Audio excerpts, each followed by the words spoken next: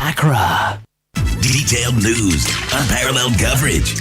City News on 97.3 FM. Eyewitness News. Be there as it happens. City News.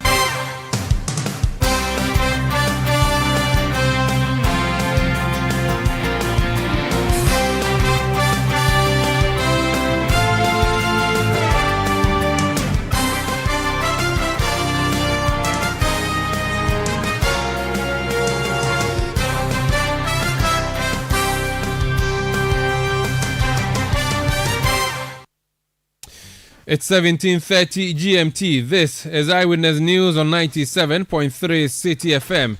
I am Umaru Sanda Amadou, and tonight I'm here with Eno Safo.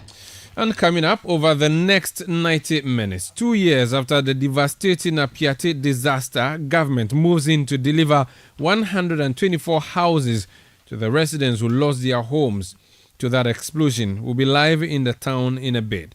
Also coming up, NDC flag bearer John Mahama to go after Cecilia Abinadapa if he becomes president again. This is after it appeared the case against her has come to an end, at least based on all the information we are seeing. And later on Eyewitness News, COVID is back, or has it even gone anywhere? 31 cases, new cases have been announced by the Ghana Health Service. We'll be hearing from the Eastern Regional Directorate of Health Services, which has been dealing with this particular matter. Stay with 97.3 Citi FM for more on this and many other stories on Eyewitness News. And in business, International Monetary Fund hopeful hurdles Ghana is facing in restructuring of external debts will soon be over.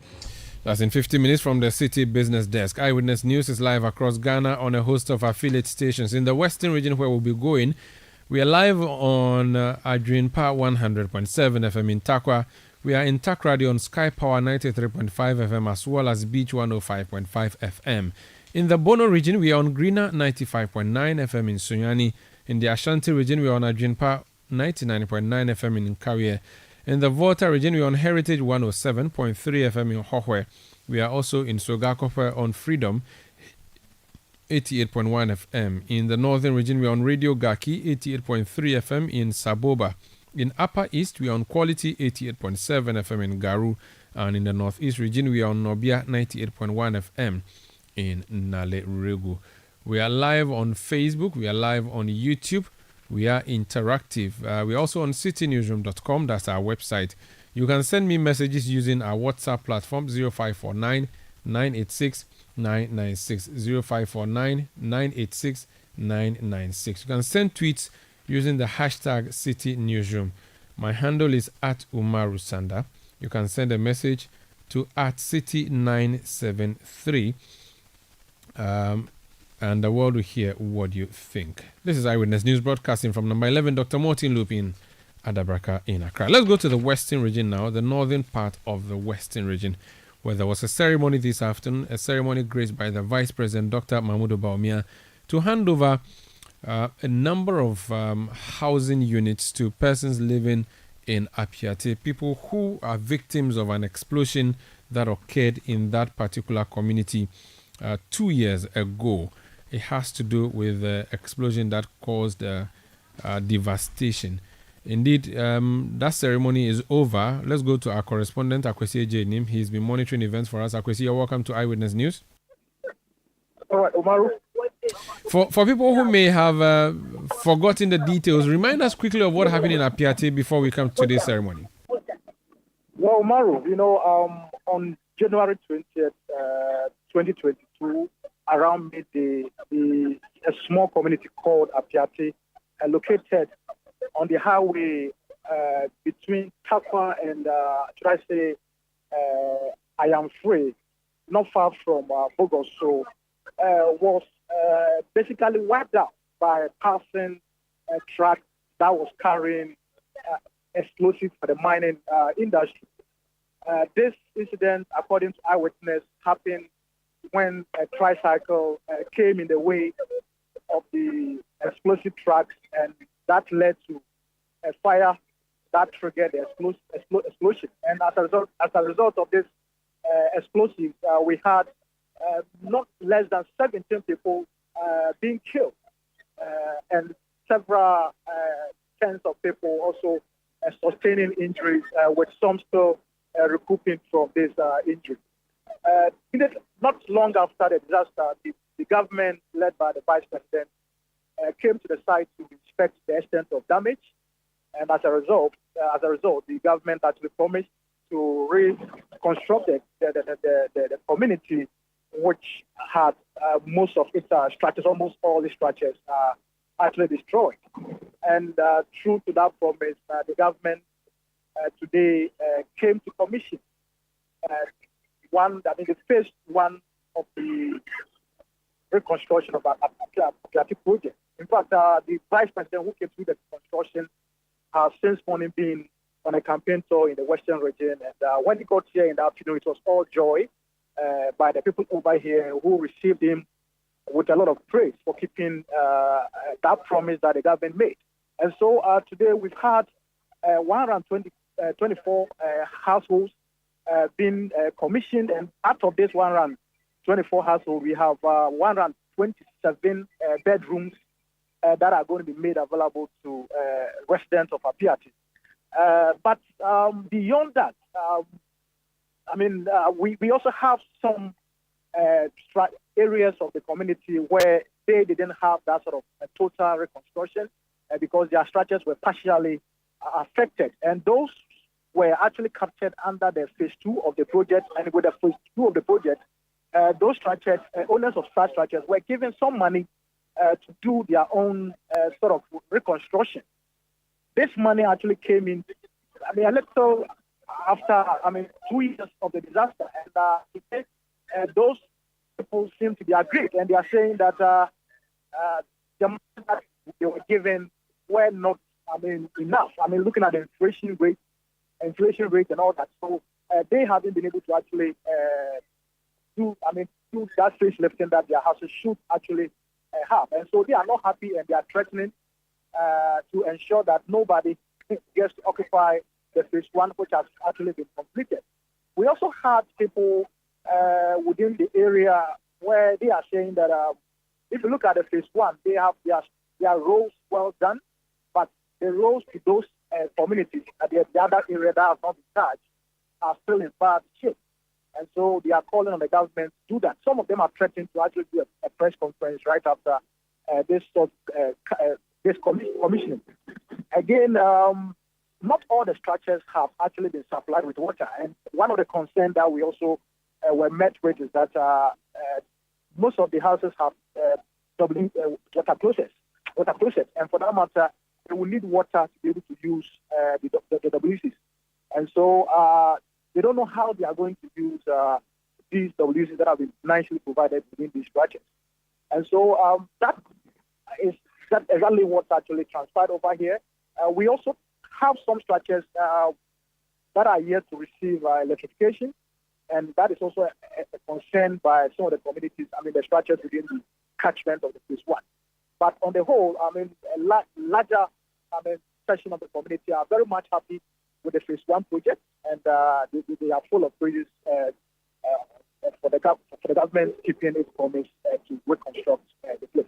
So, if I get you, there was a mini protest, but the major issue is that a lot more people are going to benefit. Do we have an idea how they are going to move into these houses? Do we already know who's going to occupy which room, or that's going to be left for the community to distribute? How exactly is that going to be done? I must say, the addresses that were delivered by the Vice President, the Sector Minister, Samuel Abuja, and even the MP for the area, the Regional Minister, that discussion didn't come up. And in fact, the program was basically real, and so there wasn't much room for any proper interaction or any query on such things. But as we speak, right now, the place has been commissioned, but the plan to actually allocate the structures for the beneficiary resident is something that we are here to explore. Very well. Thank you so much for speaking to us. However, the other members of the community who are yet to get a place based on the number of units that have been built, I've heard you say phase 2. Does it mean there will be a phase 3 and maybe a phase 4, which would come later? Okay, so this is how the phases have been programmed. The phase 1 is the 124 households that have been given today.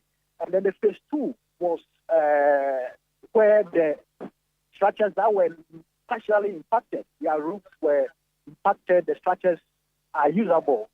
They were allocated some money to do a catch-up with those structures.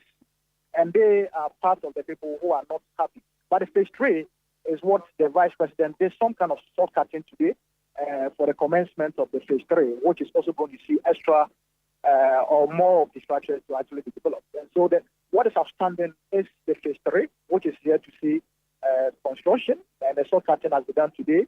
The phase 2, some monies were given to those whose houses were partially impacted, and they are not happy with the fact that the monies that have been given to them has been, are not going to be enough for their project because of inflation and all that. And so they need government to come in and do more.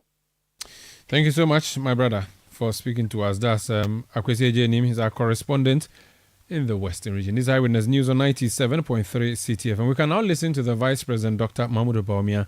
He handed over the houses to the persons living in Apiate. Let's listen to him. Ladies and gentlemen, today we gather at this same venue, not just to commemorate the tragic event, but also to celebrate resilience, compassion, and the indomitable spirit of the people of Apiate. While mourning those who lost their lives through this tragic incident, we stand in solidarity with the survivors who bear both physical and emotional wounds, and recognize the heroic efforts of our emergency responders, exemplified in the selflessness that defines our nation.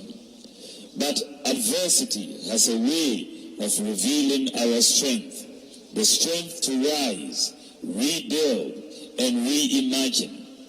From this tragedy emerged resilience, the resilience to rebuild the community, the resilience to bring hope to the suffering, and unwavering commitment to lift the downtrodden. As if God has given us a message today. We had fire that destroyed this community in many ways. And today, as we are here to commission and inaugurate these housing units, this rebuilt community, God is sending down water to basically tell us it is okay. As we can all attest, government through the Ministry of Lands and Natural Resources acted swiftly following the incident, and in collaboration with other ministries, departments and agencies, relief was brought to the victims of the incident through the provision of relief items, the diversion of the road that was blown away and its eventual fixing, and the provision of temporary accommodation for all those displaced. But were we going to end up there? Not at all. Government took it upon itself to see to the reconstruction of the community. Immediately after the incident, the president asked me to let the community know that this community will be rebuilt, the houses will be rebuilt, and therefore I made that promise on behalf of His Excellency that government will rebuild. And as we can all see, the president has delivered on this commitment. Today, we stand on the precipice of a new dawn, the rebirth of Apiate, with the completion of 124 housing units, together with other social amenities to replace what was damaged by the explosion. We found strength in the face of the devastation, hope amidst despair, and unity of purpose despite the disintegration. We are grateful to all who offered support in our time of need, whether through words of comfort, a listening ear, or of a need or a temporary place of abode. We are grateful to the various committees, the APRC Support Fund, the APRC Implementation Committee, the experts, and the consultants. I'm happy that we have done it together. We owe it to the victims of the incident, their families, and our entire nation to prevent such tragedies in the future. Nananum, distinguished ladies and gentlemen, I cannot end my speech without paying a glowing tribute to His Excellency the President of the Republic, Nana Addo Dankwa Akufo-Addo, whose commitment and tenacity has led to the construction of this new community.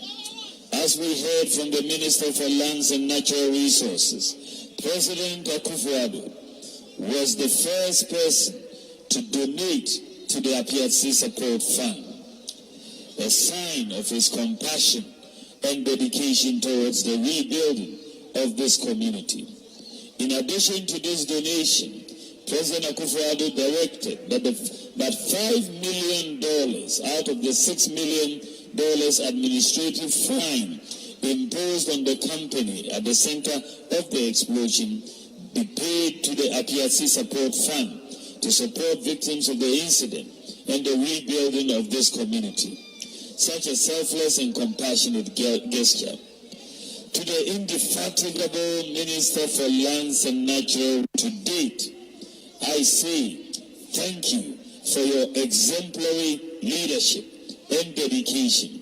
Your commitment, Minister, and relentless zeal in seeing to the completion of this project has been unwavering. This is why I refer to him as the bulldozer minister. He just clears problems away. He gets things done.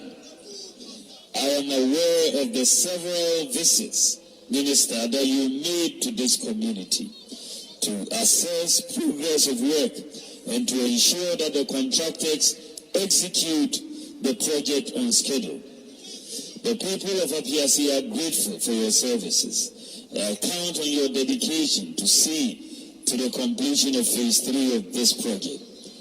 I will also be remiss if I did not single out for special mention Honorable Barbara Otain Jesse, the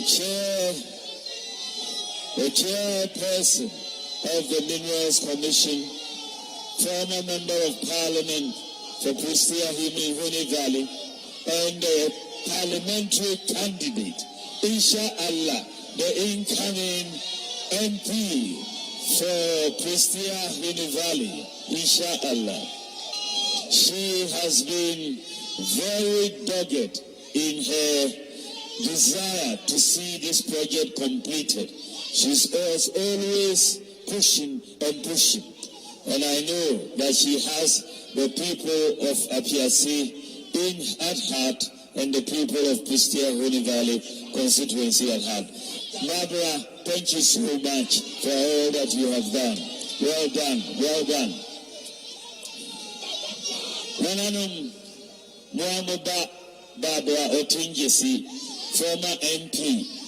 Wabomodin pa wa ejima yebitimi ye wa hano. Musumunda na baso. Wabomodin President Nana Akufo-Addo.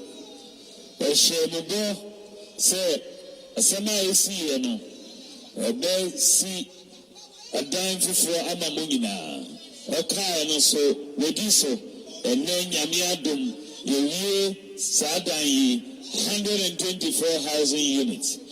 Nana Akufo-Addo osie idea sa That's Dr. Mahmoud Bawumia speaking Chi after commissioning some 124 houses for the people of Apiati after that explosion led to devastation and destruction of homes and indeed the killing of many people.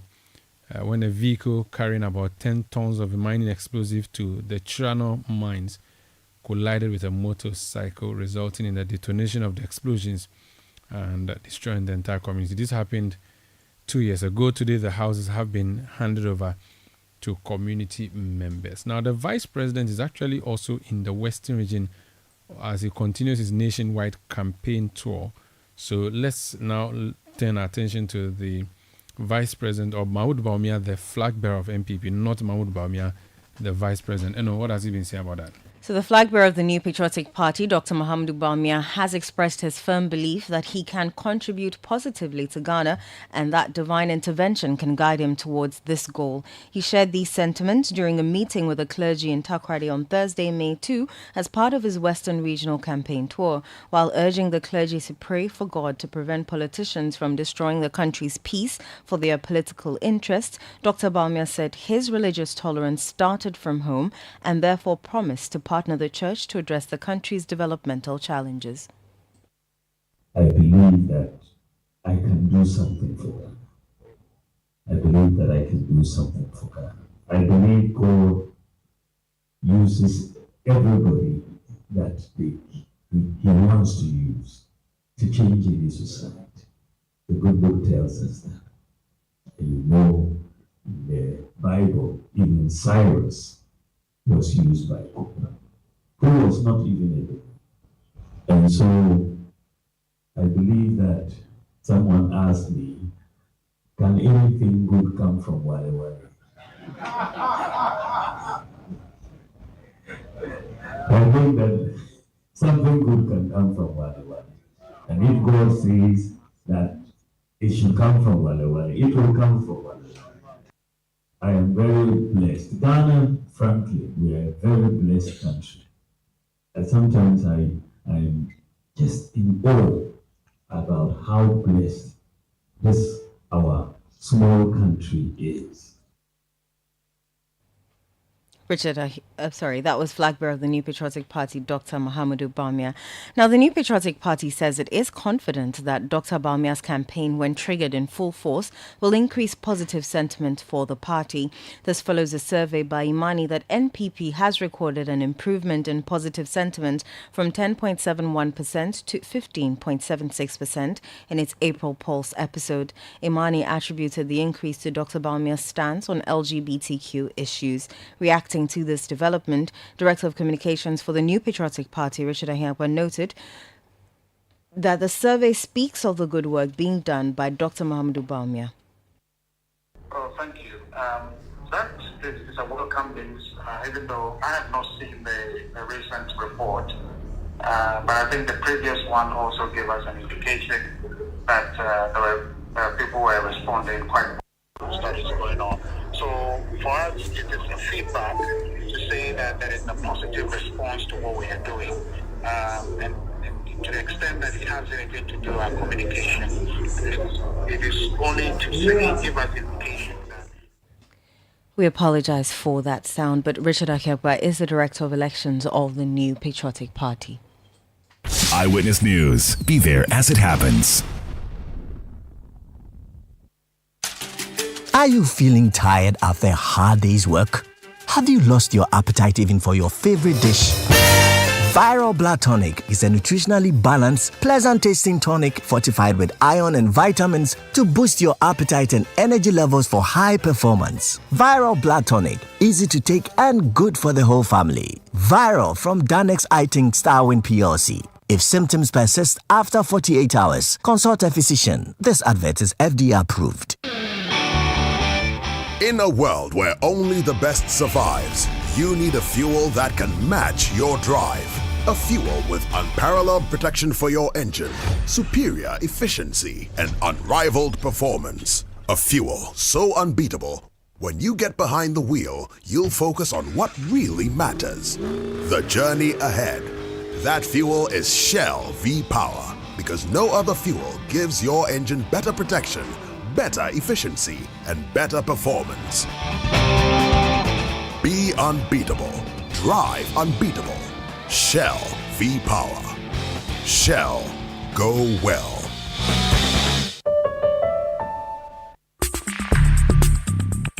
Let your voice be heard on Eyewitness News on Facebook at facebook.com/Citi97.3, Twitter at twitter.com/Citi973, and Instagram at instagram.com/Citi973 with the hashtag Eyewitness News. You're welcome back. This is Eyewitness News on 97.3 Citi FM. Yesterday, we brought you communication from the Attorney General's Department on Cecilia Dapa, where the communication was addressed to the Economic and Organized Crimes Office. The summary of the issue is that the Office of Special Prosecutor, led by Kiti Jabin, has been investigating Cecilia Abena Dapa, the former Minister for Sanitation and Water Resources. This was after she went to report to a police station that money had been stolen from her home. The amount of money raised eyebrows, and the Office of Special Prosecutor decided to investigate. In Rambo style, they went to her house and discovered huge sums of money and announced that to us, and also froze her bank account. Later on, a court ruled that they did not have the right to do it the way they did it, so they've had to unfreeze the bank account. After 7 months or so of investigations, the OSP came out to say to us that they did not have the mandate to investigate her because the suspected crime did not border on corruption and corruption-related offenses. So, they washed their hands off Cecilia Dapa, handed her folder or her file or her docket to the Economic and Organized Crimes Office, IOCO, and said, this should be your forte, this is your area. Please go ahead and investigate and see what you can do with that. The IOCO wrote to the Attorney General asking for advice. The Attorney General replied yesterday and said, I'm looking at the docket that you've sent to me. I think you shouldn't proceed any further based on ABCD. The summary of the case is that Cecilia Dapa may not be investigated and may not be prosecuted, at least not in this current dispensation. So former President John Mahama, who is seeking to be president again, has taken to Twitter saying that if he becomes president again, he is going to prosecute Cecilia Abena Dapa. Let's speak to the head of legal affairs of his party, the NDC. Edwiji Kujo Tamaklo is on the line. You're welcome to Eyewitness News, sir. Omar, good evening, and good evening to your cherished viewers and listeners. Before I ask you about why the need to reopen the investigation as your flag bearer is promising, I want to just get your opinion on the sequence of events. We follow the news from the OSP through to IOCO, now to Attorney General. Based on your reading of all the documentation and even the advice yesterday from the Attorney General, is it the sense, and you get that sense because you're a lawyer, that it means that there's a decision to stop all investigations and prosecutions of Cecilia Dapa? Would that be a fair and accurate representation of the information as was contained in the letter to the IOCO by AG? Omaro, it cannot be the case in the sense that if you look at the series of events culminating in this Cecilia Dapa matter, you remember that it started with criminal charges against a young lady and her accomplices. Subsequently, the Office of the Special Prosecutor got involved. We have been told that at the time that those young people were arrested, they had stolen millions of Ghana cedis. One would be thinking that a situation where people are stealing that kind of money, the house would be empty.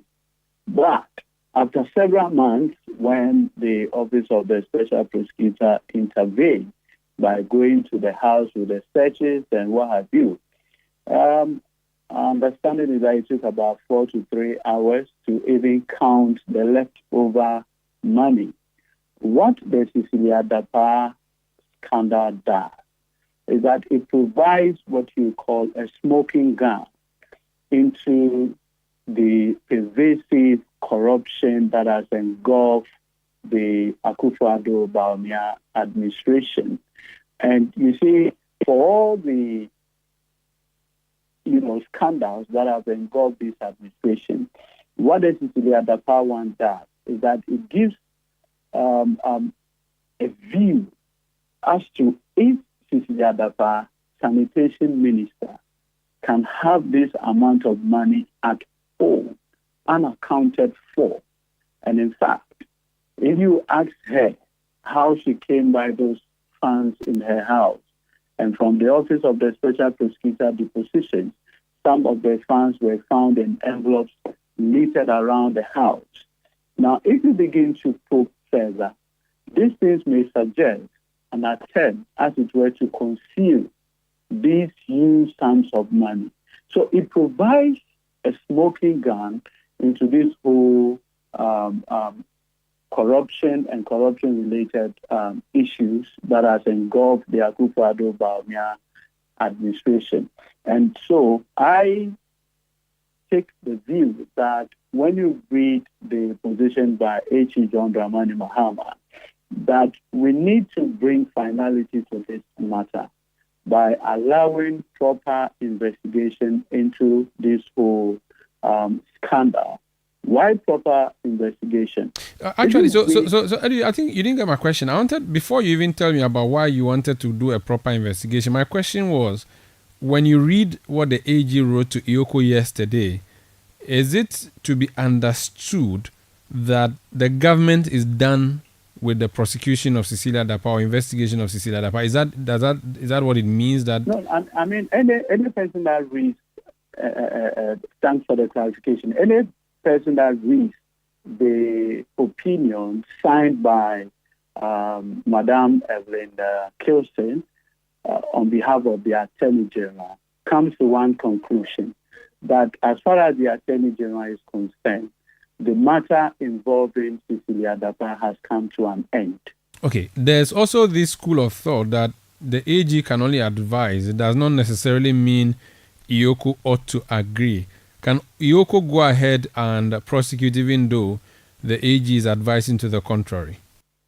First of all, if you read the advice from the Attorney General, clearly there's a certain understanding that the work done is limited and that the advice from the Attorney General is premised solely on the materials provided by the EOCO.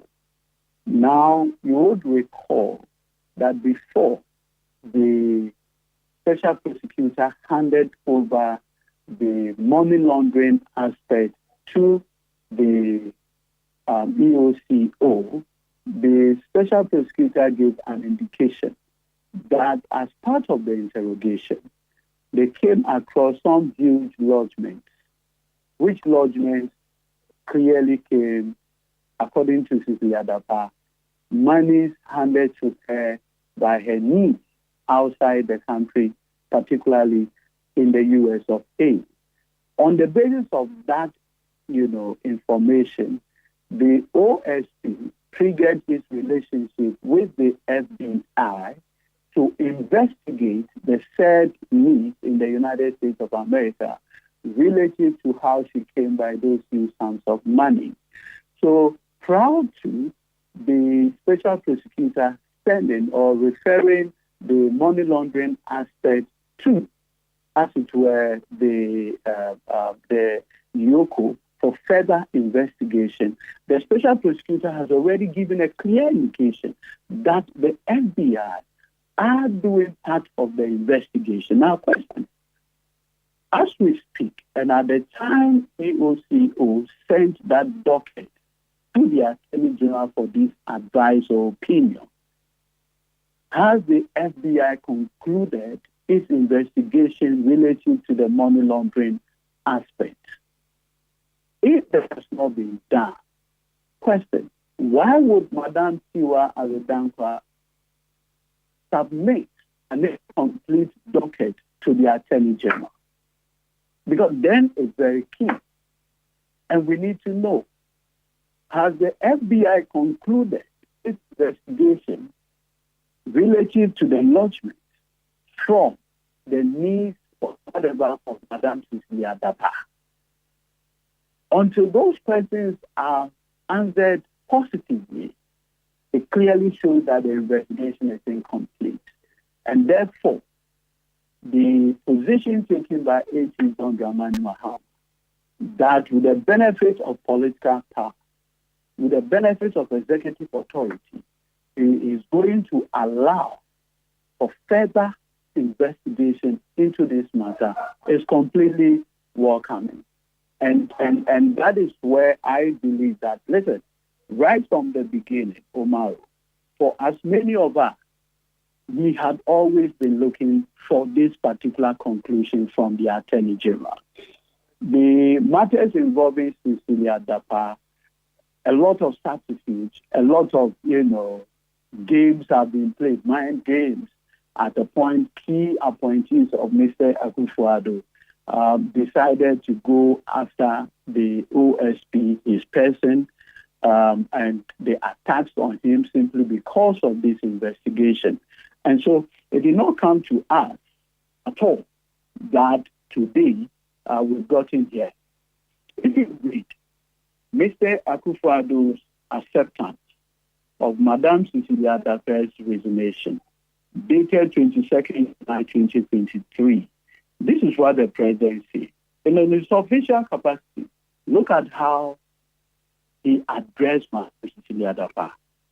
Dear Cecilia, I have received your letter dated Saturday, 22nd July 2023, resigning from the office as Minister for Sanitation and Water Resources and member of this government. It is with considerable regret that I accept your resignation, and I applaud you. I applaud your loyalty to the image and standing of the government.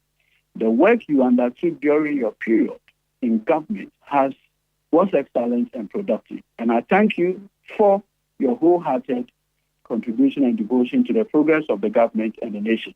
Now, this is where it's intriguing. I am confident, like you, that at the end of the day, your integrity whilst in office will be fully established. I wish you well. I wish you the very best in all your endeavors. Yours sincerely, Nana Dankwa Akufo-Addo, President of the Republic. Attention, Honorable Cecilia Abena Dapa. So clearly, right from the beginning, the president was clear in his mind that whatever it is, the integrity of Madame Cecilia Dapa will be established.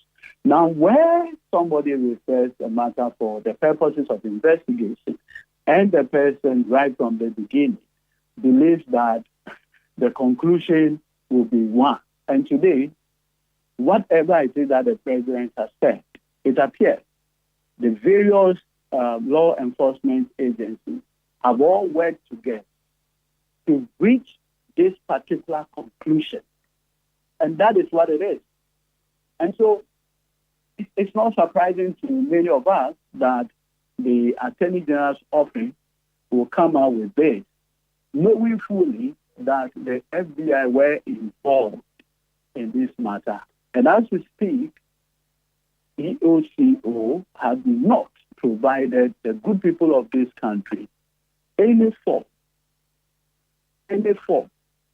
of whatever the response the FBI has given relative to the huge lodgement from the needs that was identified in the course of the investigation, Omar. So for you, this was all planned and now has been executed? From the tenor of the president's letter dated the 23rd day of July 2023, the president was clear that her integrity will be established. So it does appear, if you look at the events that have unfolded relative to then and now, it was to, as it were, fit in into a particular, I mean, it's like it was tailor-made. Even though these are independent institutions that did an independent job. As you rightly pointed out, if the EOCO were so independent, possibly they will not be asking for the opinion of the Attorney General. First of all, if you read the law establishing the office of the Economic and Organized Crime Unit, you would notice that it is part of the Attorney General's overall power to, as it were, prosecute criminal matters that have been ceded to YOCO. So YOCO works under the Attorney General. That explains how independent they are. So clearly, this cannot be an independent office when it is part of my authority that I've given portions of it to you. You understand? So, I mean, ultimately, Omar, we come to one conclusion. Which conclusion is that we are dealing with an investigation that is incomplete. And to the extent that the investigation is incomplete, it allows for that completion. And AG John Dramani Mahama is promising the electorate that with the benefit of executive authority, I would have this investigation completed. And where it is necessary and appropriate, the laws of this country would have to work. I mean, it's a very simple conversation. Thank you so much. Let's leave it here. Edudzi Kujo Tamaklo is Head of Legal Affairs of the National Democratic Congress, NDC. This is Eyewitness News on 97.3 Citi FM. Let's go to the Attorney General's Department. Wilberforce Mensah is a spokesperson for the Attorney General, Godfred Yeboah Dame. He's joined us on the line. Counsel, you're welcome to Eyewitness News. It appears that everything about the Sisi Dada Park case was a game of chess that was planned properly and executed, and that the final execution is what your office wrote yesterday, sending to the IOCO, which is like the final decision on Cecilia Benadapa, and that nothing is going to come out of it as was predicted from the beginning, and that actually has become the conclusion.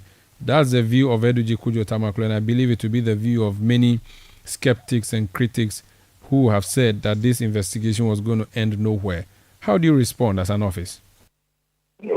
Well, I think if that is the view of my brother Edudzi Tamaklo, then he would actually be given a lot of credit to whoever he is crediting this marvelous chess or game of chess or play to, because then it's extremely well thought of and it's quite marvelous. But I would want to speak to the letter that our office issued, or the advice our office issued to IOCO on the subject matter.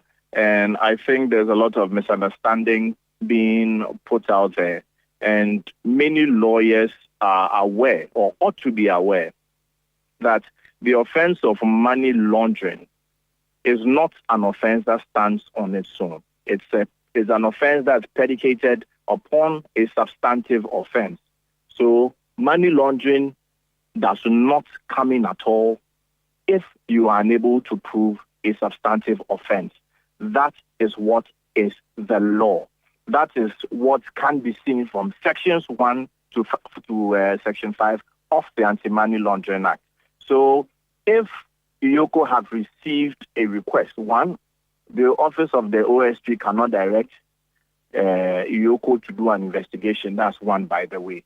And two, if IOCO have received a request to do some kind of investigation into money laundering, and IOCO writes to the Office of the Attorney General about same, and the Office of the Attorney General responds to IOCO by saying that we have looked at everything that you have sent to us, and for what you have sent to us, we do not see, or no offense has been established for money laundering to even come in the first place.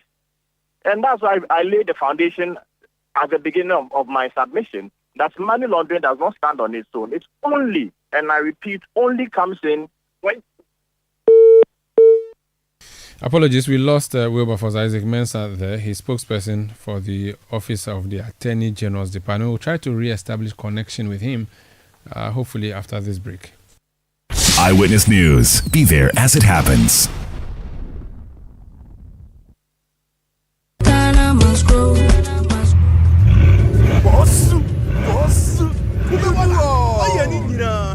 KB, yo. Hey, KB, aka Kubebo America now drives a Bugatti. He can even travel by road from Accra to London. Oh, wow. KB's source of wealth is agriculture. Yes, coconut business. After losing his bank job, he started supplying coconuts at events. Now, he owns large coconut plantations and employs many young people. Charlie, we all need to trust the process, because hope days. There has never been a better time to enter into agribusiness. Take a bold step today with the Ghana Grows program, because every step pays. Ejuma Wokrom, Ghana Grows, Hope Day, an initiative of the MasterCard Foundation in partnership with Springboard Roadshow Foundation and Limehouse. Choboy! Yeah. We have a new leader in town. Obiarenti. Amanfo. Madam was Sibebre. When him say my baby, maybe more charcoal for whiter teeth. More charcoal. Not only that, maybe lemon. More lemon. Zinc for fresher breath. More zinc. And fluoride for stronger teeth. Introducing the new President Charcoal Pack with more power with a combination of charcoal and lemon for naturally whiter teeth. Grab yours now. This advert is FDA approved. When you want to eat, just Momo it. Tired of the long queues in the supermarket? Pay with Momo. When you really want that beautiful new blouse, just Momo it. When you want to get a trim and get fresh to impress you know who, just Momo it. When you need to pay your utility bills and domestic staff, Shani Momo. When you want to send love to the family back home, send some Momo. Join the millions of MTN Momo users all over Ghana and live life the brighter way. So just Momo it. MTN. Eyewitness News. Be there as it happens.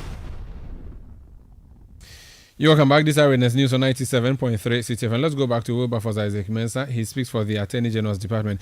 Wilberforce, my question before we lost you was going to be that is it the case that your advice is suggesting you do not have enough data to make you make a determination? Is that what you are essentially saying? That because I noticed there's a part you said accompanying information was not given to you. Is that the reason that you could not give a concrete advice to the IOCO? No, the advice is concrete. The advice is very sound and is an advice based on what the law is. Remember, the Attorney General does not act in a vacuum. The Attorney General operates within the paradigms of the law. It is not, or the Office of the Attorney General is not a law on its own. So what does the law say? I think that's the first point of call. And what the law says is that to establish money laundering, you first need to establish a substantive offense before money laundering can come in at all. So the offense of money laundering does not stand on its own. So if you write a letter, if the Office of the Special Prosecutor writes a letter to IOCO on to investigate money laundering, and IOCO, of course, will be confused because IOCO would, the first thing that will come to the mind of IOCO is, please, where's the substantive offense for us to even think about money laundering? So IOCO did the right thing and came to the chief advisor of the country under Article 88, and IOCO gets their advice in tandem with the law. Sections 1 to 5 of the Anti-Money Laundering Act makes it clear, and abundantly so. You need to first establish a substantive offense before you can come in with the issue of money laundering at all. So the question I ask is, what is a substantive offense? No one has been able to point out a substantive offense. The special prosecutor himself, in the letter to or in his report to IOCO, makes it clear that the OSP has investigated the former minister for 7 months. And it's not just a 7-month investigation.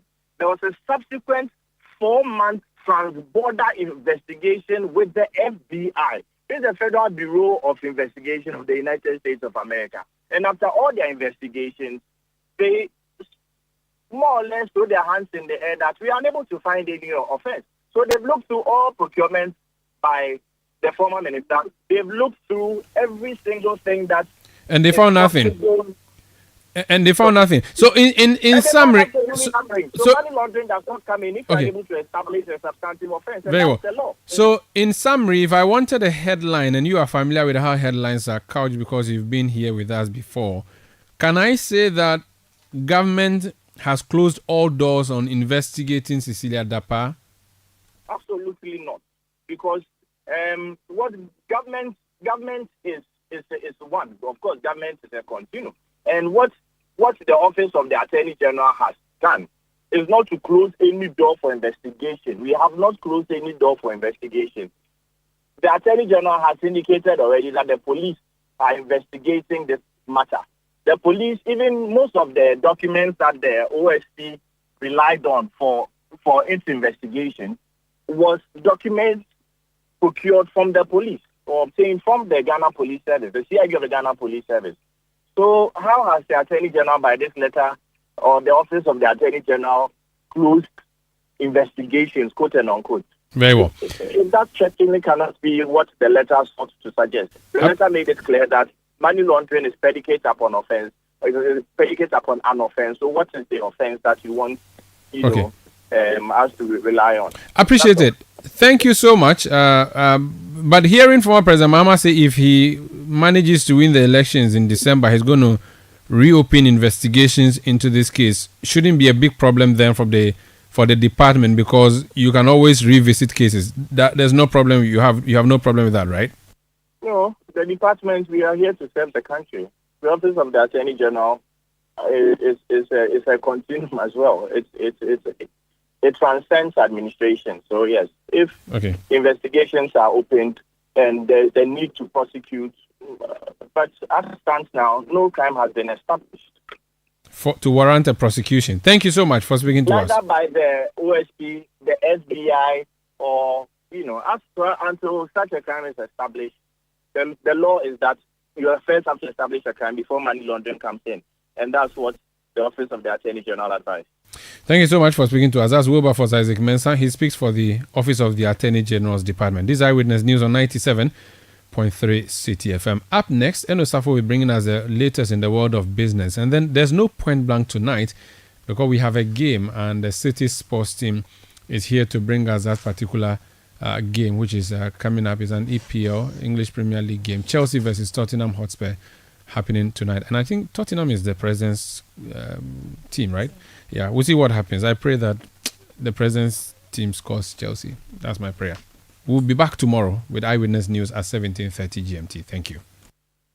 Eyewitness News. Be there as it happens.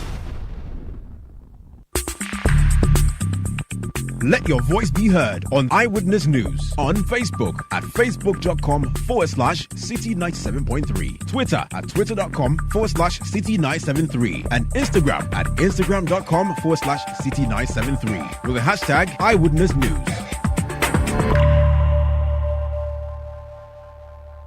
Get the details. Every significant financial transaction, every market movement, and all the policies that affect your business. City Business News. Be informed. Time now for City Business News on Eyewitness News, brought to you by GCB Bank PLC. GCB Personal Loan, make that big move and dream a reality. My name is Inusofu. Let's settle for the details. The International Monetary Fund has maintained that Ghana will be able to secure a deal in the restructuring of its external debt with its Eurobond holders and bilateral creditors despite challenges countries are facing with these partners under the G20 Common Framework. The fund argues that though it anticipates improvements in this framework, significant progress has been made to ensure that countries restructure their debts successfully. Ghana last month secured a memorandum of understanding from the bilateral creditors after Ghana was struggling to reach an agreement with two bondholder groups to restructure $13 billion of international bonds. Speaking on the economic outlook for sub-Saharan Africa, IMF Deputy Director for the region, Catherine Patilo, said the struggles of Ghana in the restructuring of external debts will soon be over. The common framework, in our view, has been improving. And we are seeing progress for the countries who are pursuing debt restructuring under the common framework. So debt restructuring is always difficult. It's most difficult for the country itself that's, doing the debt restructuring. It's also pain on the creditors.